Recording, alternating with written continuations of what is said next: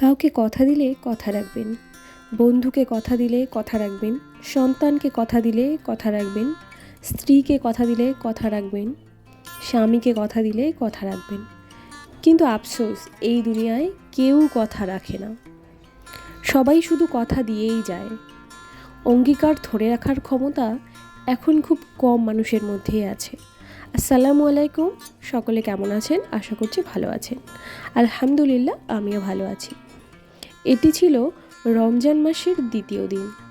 সেই দিনের কিছু ক্লিপিংস নিয়েছি, আর আগেরও কিছু ক্লিপিংস রয়েছে। কেননা এখন রমজান মাস, খুব বেশি ভিডিও শ্যুট করতে পারছি না। আর এখন যেহেতু খুব একটা কাজও থাকে না, তাই জন্য কী এমন বা আমি শেয়ার করব। তো যাই হোক, এই যে চলে এসেছি আমি গ্যাস ওভেনটাকে পরিষ্কার করে নিতে। সারা দিনের মধ্যে এই কাজটা করতে আমার খুব ভালো লাগে, কেননা এই নোংরা গ্যাস ওভেনটাকে দেখতে একটুও ভালো লাগে না। এটাকে যখন মুছে নিই, এত শান্তি একটা ফিল হয়। আমি আশা করছি আমাদের সকল গৃহিণী বোনদেরই এই কাজটি করতে ভীষণ ভালো লাগে।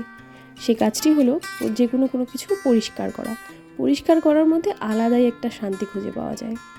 এই তো টেবিলটাকে সুন্দর করে মুছে নিলাম। টেবিলটা দেখতে যেহেতু খুব খারাপ লাগছে, তাই ভাবলাম এর লুকটাকে চেঞ্জ করে দেওয়া যাক। তো চলো, এর লুকটাকে চেঞ্জ করে নিয়ে তারপরে চলে আসছি তোমাদের মাঝে। তো এই দেখো তো কেমন লাগছে এই রেড কালারের প্লাস্টিকটা পেতে দিয়ে। খুবই কম মূল্যে আমি এটাকে চেঞ্জ করে দিলাম। তোমরা বলো এবার পুরো রান্নাঘরের লুকটা কেমন লাগছে। যদি ভালো লেগে থাকে একটা লাইক করে দিতে পারো, আর কমেন্ট করে তোমাদের সুন্দর মতামত জানাতে পারো যে আরও কিভাবে আমি আমার এই ছোট্ট রান্নাঘরটিকে সাজাতে পারবো। তো এই দেখো, রমজান মাসের বাজারগুলোকে গোছাতে চলে এসেছি। প্রথমেই ছিল মুগ ডাল, এরপরে নিয়ে আসা হয়েছে মটর ডাল। এই মটর ডাল বা মটর যেটাকে বলা হয়, এটাকে নিয়ে আসা হয়েছে এই কারণে যে এবছর আমরা ঠিক করেছি রমজান মাসে আমরা যেটা ছোলা হয়, মানে কালো রঙের যেটা হয়, কালো বা বাদামি রঙের, ওটাকে খাবো না। কেননা ওটা খেলে আমার মনে হয় একটু বেশি গ্যাসের সমস্যা হয় বা পেটটা ফাঁপা ফিল হয়। আর এই মটরটা খুব সামান্য তেলে রান্না করা যায়, আর সেটা খুব টেস্টিও হয়। কিন্তু ছোলাটা রান্না করতে বেশ ভালো পরিমাণে তেল, মশলা আর পেঁয়াজ ব্যবহার করতে হয়, আর এত বেশি তেল মশলা তো শরীরের জন্য একদমই ভালো নয়, আর রমজান মাসেতে আরও ভালো নয়। আর দেখো, কয়েকটা ডিমও নিয়ে চলে এসেছিলো। আমি ভাবলাম ডিমগুলোকেও সুন্দর করে সাজিয়ে রাখি। এরপর নিয়ে এসছে হলুদ গুঁড়ো। শালিমারের হলুদ গুঁড়োটা ব্যবহার করে থাকি আমি সাধারণত। তো এই দেখো, আমার বাজারগুলো মোটামুটি গোছানো কমপ্লিট হয়ে গেছে। এবার এইগুলোকে র্যাকে সুন্দর করে গুছিয়ে রাখবো। এই গোছানোর কাজগুলো করতে না খুব ভালো লাগে। আর এই দেখো, এই র্যাকটা তো তোমরা দেখেইছিলে। আমি আমার রান্নাঘরে আমার গ্যাস ওভেনের পাশে সেই টেবিলটাতেই বসিয়ে রেখেছি, যার ফলে রান্না করার সময় আমি ঝটপট যে কোনো জিনিস হাতের কাছে পেয়ে যাই। তাই সমস্ত কিছু মশলা থেকে শুরু করে ডাল, যা কিছু এখানে রাখা যায় সবটাই আমি এখানে রেখেছি। আর এই দেখো, টেবিলটা কতটা নোংরা হয়ে গেল। তাই জন্য ভাবলাম টেবিলটাকে মুছে আগে পরিষ্কার করে নিই। সারাদিন এই ঝাড়া আর মোছা, এগুলোই তো আমাদের গৃহিণীদের কাজ, তাই না? আর দেখো, দুপুরবেলাতে আমি এবার রান্না করছি। যদিও আমরা সকলেই রোজা রয়েছি, তবুও আমি রান্না শুরু করে দিয়েছি। আচ্ছা, কেন রান্না করছি বলো তো? ইফতার করার পরে রান্না করার কোনো শক্তি আমি আমার শরীরে অন্তত পাই না। আর যদিও বা শক্তি থাকে, তবুও ইফতার করার পরে যদি রান্না করতে আসি, তারপরেই তাড়াতাড়ি এশার নামাজের ওয়াক্ত চলে আসবে, আর রেস্ট করার একটুও সময় পাবো না। তাই জন্য ভাবলাম রান্নাবান্নাটা অন্তত দিনের বেলাতেই সেরে রাখি। আর তার ফলে আমাকে ইফতারের পরে আমি অনেকটা সময় পাবো, পড়াশোনা করতে পারবো, তার পাশাপাশি জিকির আজকার, নামাজ সব কিছুই করতে পারবো। সেই জন্য আমি দিনের বেলাতেই রান্না করে নিচ্ছি। আর রান্না শুরু করার আগে আমি বাটাবাটিগুলো করে নিই, কেননা বাটাবাটিগুলো করে নিলে রান্না করতে অনেক সুবিধা হয়। আর রান্না শুরু করে দিয়ে যদি বাটতে চলে আসি, সেটাও সমস্যা হয়। আর আজকে খুব ইচ্ছে করছিল যে আমি পাটায় বেটে রান্না করব, মিক্সিতে করব না। সেই জন্য সুন্দর করে বেটে নিলাম, যেহেতু হাতে অনেকটাই সময় রয়েছে। কেননা আমি রান্নাঘরে চলে এসেছিলাম এই 2টো বা 2:30টার দিকে, জোহরের নামাজ পড়ার কিছুক্ষণ পরেই আমি চলে এসেছিলাম রান্নাঘরে, যাতে আমার কোনো তাড়াহুড়ো না হয়। আর তার মধ্যে ভিডিও করতে গেলে তো একটু বেশি সময় লেগেই যায়। সেই জন্য ভাবলাম এই সময়টা তো ফাঁকাই রয়েছে, তাই এই সময়টা গিয়ে রান্নাটা করে নিই। আর এই দেখো, এই যে এই আলুগুলোকে আমি সেদ্ধ করে নিয়েছি। এখন হচ্ছে খোসাগুলোকে ছাড়িয়ে নেব। আর এইগুলোর খোসা ছাড়ানো হয়ে গেছে, এরপরে বাঁধাকপিটাকেও কেটে নেব। যেহেতু এখন রমজান মাস, তো আমরা ধরো রাতে একবার খাবো, যেটাকে ডিনার আর কি বলে থাকি আমরা। তো ডিনার করার পরে আবার তো সেহরিতে খেতে হবে, তাই একই রকমের যদি খাবার দিয়ে খাই না, সেহরিতে মনে হয় কি খেতে ইচ্ছা করে না।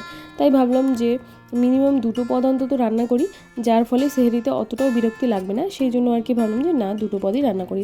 আর এই বাঁধাকপিগুলোকে তো পুরোই কীটনাশকে ভর্তি, তাই জন্য এগুলোকে কাটার পর ভালো করে অনেকক্ষণ ধরে আমি বয়েল করে নিই, যার ফলে সমস্ত কীটনাশক যাতে বেরিয়ে যায়, তারপরে আমি এটাকে রান্না করি। না হলে এগুলো খাওয়া মানে বিষ খাওয়ার সমান আর কি। যাই হোক, খেতে তো হবেই, যেহেতু এখন কীটনাশক ছাড়া কোনো কিছু চাষ করা সম্ভবই না, সব কিছুতেই পোকা লেগে যায়। আর এই দেখো, আমার হাজবেন্ড নিয়ে এসছে পনিরটাকে অনেকক্ষণ আমি পানিতে ভিজিয়ে রেখেছিলাম, তারপরে এটা ফুলে উঠেছিল, তারপরে আবারও পানি দিয়ে এটাকে সুন্দর করে পরিষ্কার করে ধুয়ে নিয়েছি। এখন দেখো কাটছি, যদিও অত সুন্দর করে আমি কাটতে পারি না, তবুও চেষ্টা করলাম যতটা সুন্দর করে কাটা যায়। কেটে নেওয়ার পরেও কিন্তু এটাকে ধুয়ে নেব, কেননা অনেক সময় এর মধ্যে নোংরা থাকে, অনেক সময় গরুর লোমগুলোও থেকে যায়। যাই হোক, এরপর আমি আস্তে ধীরে এটাকে ভেজে নেব, কেননা এটাকে হালকা করে ভাজতে হবে, এতটুকু না লাল হয়ে যায়। আমার হাজব্যান্ড বলেই দিয়েছিল যে পনিরটাকে একদম লাল করবে না, একদম হালকা করে ভাজবে। তারপরে আমার হঠাৎ কী মনে হলো যে একটু হলুদ গুঁড়ো দিয়ে দেখি তো কেমন হয়।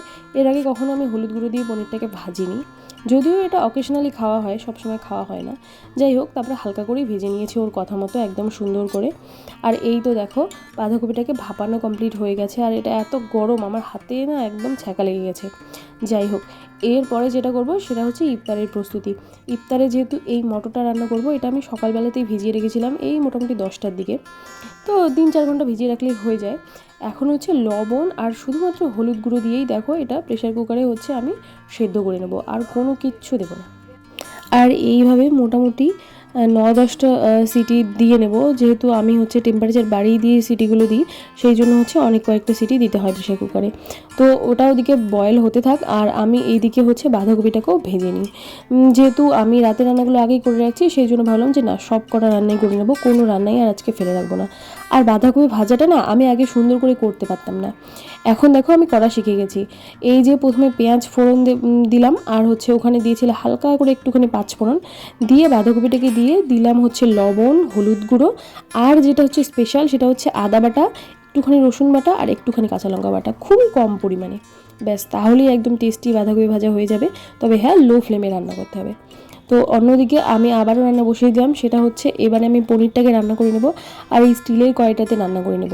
এই যে প্রথমে এই আলুগুলোকে হালকা করে একটুখানি ভেজে নিলাম, ভেজে নিলে না ফ্লেভারটা ভালো আসে, মানে খেতে বেশ ভালো লাগে আর কি। আর যদি সেদ্ধই ডাইরেক্ট দিয়ে দিতাম, কেমন যেন একটু হয়ে যেত। আর এই রান্নাটাতে মানে শুধু সেদ্ধ করে দিলে যায় না, তো শুধু শুকনো লঙ্কা ফোড়নে দিলাম, যেহেতু জিরা দিলে আমার হাজব্যান্ডের অসুবিধা হয়। তারপরে দিয়ে দিলাম পেঁয়াজ বাটা, খুবই কম পরিমাণে পেঁয়াজ বাটা দিয়েছি, যেহেতু আমি বাদাম বাটা এখানটায় ব্যবহার করব। আর বাদাম বাটা দিলে না এই রান্নাটা আরও বেশি ভালো হয়। এই যে চলো দিয়ে দিলাম রসুন বাটা, আদা বাটা, আর কাঁচা লঙ্কা বাটা। আর এখানে কিন্তু আমি শুকনো লঙ্কার গুঁড়ো ব্যবহার করব, সেই জন্য কাঁচা লঙ্কা বাটাটা একটু কম করে দিলাম। আর শুকনো লঙ্কার গুঁড়োটা দিলে কালারটা ভালো আসবে আর কি, এই জন্যই। আর খুব বেশি ঝাল কিন্তু আমি দিইনি, যেহেতু রমজান মাস, তবুও এটা একটু স্পাইসি হয়ে গেছে। আর পনির রান্নাটা একটু স্পাইসি না করলে আমার কাছে কেন জানি ভালো লাগে না, সেই জন্য একটু স্পাইসি করলাম, যদিও ঠিক করেছিলাম যে এই মাসে খুব একটা স্পাইসি রান্না খাবো না। তো এটাকে দেখো সুন্দর করে কষানো হয়ে গেছে, খুব সুন্দর হয়েছিল কিন্তু রান্নাটা। এই দেখো, এবার পনিরগুলো দিয়ে দিলাম, পনিরগুলো দিয়ে একটুখানি কষিয়ে নেব, কষিয়ে দিয়ে একটুখানি পানি দেবো, পানি দিলে এটা ফুটতে শুরু করবে, আর ফোটানোর পর এটাকে আবারও কষিয়ে নেব। দেখো একদম মাখো মাখো হয়ে গেছে, এখন আর একটু পানি দিয়ে কষাবো। আর এই দিকে দেখো, আমি তোমাদেরকে মটর রান্নাটা শেয়ার করি। এখানে 1/2 চামচ তেল দিলাম, তেলের মধ্যে দিয়েছি পেঁয়াজ, আদা বাটা, রসুন বাটা, আর হালকা কাঁচা লঙ্কা বাটা, আর একটুখানি পানি দিলাম, মানে পুড়ে যাচ্ছিলো আর কি। তারপর এখানে দিয়ে দেবো খুব সামান্য পরিমাণে হলুদ গুঁড়ো, লঙ্কার গুঁড়ো, আর মশলার গুঁড়ো। লঙ্কার গুঁড়ো দিইনি, মশলার গুঁড়ো দিয়েছি। তো এই দেখো, সেদ্ধ মটরটার মধ্যেই ওটা দিয়ে দিলাম। এই যে দেখো, রান্না আমার কমপ্লিট। এটাকে আর একটুখানি ফুটিয়ে নিলেই হয়ে যাবে। এই মটরটা এতটাই হেলদি যে বলার বাইরে। তারপর রান্না কমপ্লিট করে আমি আসরের নামাজ পড়ে নিয়েছি, আলহামদুলিল্লাহ। নামাজ পড়ে এই যে চলে এসেছি এখন ইফতারগুলো রেডি করতে। দেখো, ইফতারগুলো রেডি করে নিয়ে ইফতার সামনে নিয়ে দোয়া করতে হয়। এটা তো খুবই ভালো, আমরা সবাই জানি যে ইফতার সামনে নিয়ে দোয়া করলে সেই দোয়া কবুল হয়। সেই জন্য ভাবলাম এখন ধীরে সুস্থে আমি ফলগুলোকে কেটে নিয়ে সমস্ত ইফতারটা রেডি করে তারপরে সব নিয়ে সামনে নিয়ে আর কি দোয়া করব দুজনে বসে। যাই হোক, এই যে আমার হাজবেন্ডের জন্য খোসা শুদ্ধ আপেল, আর আমার জন্য খোসা ছাড়া। যাই হোক, আমি খোসা শুদ্ধ খেতে পাই না, কেমন একটা ফিল হয় আর কি। আর তারপরে দেখো শশা কেটে নেবো। আজকে তেমন খুব বেশি ফল নেই, শশা রয়েছে, আপেল রয়েছে। তো এই শশাটাও সুন্দর করে আমি কেটে নেব খোসা ছাড়িয়ে। যদিও কচি ছিল তবুও আমি খোসাটা ছাড়িয়েই নিলাম, কেননা এখন সব কিছুতেই স্প্রে থাকে, তাই খোসা না ছাড়িয়ে খেতেও ভয় লাগে আর কি। যাই হোক, দেখো শশাটাও হচ্ছে সুন্দর করে কেটে নিলাম। এরপরে হচ্ছে নিয়ে নেবো হচ্ছে খেজুর। খেজুরটা তো হচ্ছে সেহরি বা ইফতার যে কোনো সময়ই খাওয়া সুন্নাহ। যদি আমাদের খাওয়ার সামর্থ্য থাকে তাহলে আমাদের খেজুরটা খাওয়া উচিত, শুধু ইফতারে নয় সেহরিতেও খাওয়া উচিত। এই আর কি, তোমাদেরকেও একটু জানিয়ে দিলাম তোমরা যারা জানো না। তো দেখো আমার ইফতারের জন্য একদম রেডি। আর এখানে নিয়েছি ইসবগুলির ভুসি, কেননা যাদের হচ্ছে সমস্যা হয় আর কি, একটুখানি প্রস্রাবের সমস্যা হয়ে থাকে, যেহেতু পানিটা কম খাওয়া হয়, সারাদিন পানি খাওয়া হয় না, তো এই ইসবগুলির ভুসিটা যদি আমি হচ্ছে পানিতে ভিজিয়ে রাখি না, তাহলে ওটা যদি ইফতারে খাই আর কোনো সমস্যা হয় না। আসসালামু আলাইকুম।